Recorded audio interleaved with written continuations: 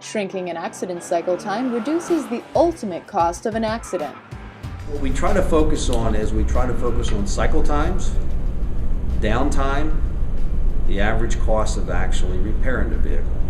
So the cycle time would be measured by the time that the accident occurs, all the way through to the time that the car is returned to the driver, as well as the time it takes to recover the funds back from a third party if there's subrogation involved, based on a third party being at fault for the claim to begin with.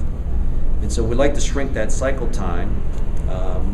Two large numbers you could probably look at is, for instance, the insurance world has a cycle time from the date of loss to the collection of a subrogation claim of over 130 days. You know, say we at CEI try to reduce that cycle time down to somewhere between 50 and 70 days. And it can be done, but you have to focus on this. Cycle time, just from the point of view of having the car sent to a shop and getting estimated to the time it gets into the shop for repairs and then back to the driver again. That's another cycle time that can be shrunk by improving the process of how do you collect the information with regard to how severely the damage to the car has been, the photographs being inspected to prove that the damage is really as expensive as it is. We can all work on making that process much more improved. And we do that through our provider network and the systems that we have at large.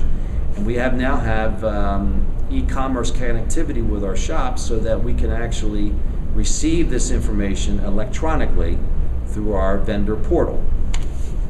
And then, of course, downtime. You can send a car into a shop on a Monday and find out that it might take 3 weeks later before the driver gets the car back.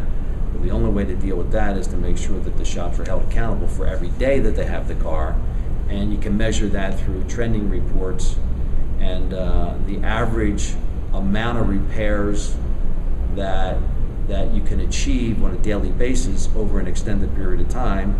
The higher the number of that metric is, the faster the car is going through our shops. And we measure all those metrics in terms of cycle downtime by how much repair dollars can be repaired a day and a quarter, and we'll measure that for a client.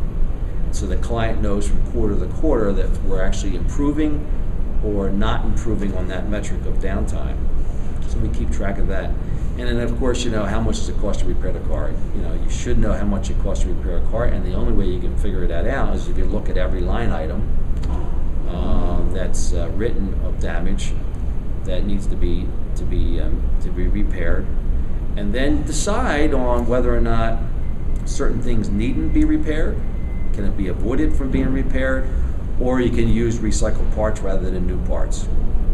Or you can repair a part rather than replace the part. So all those ways of looking at controlling accident costs is very important. And that's how we can control the cost of an accident once a client has one.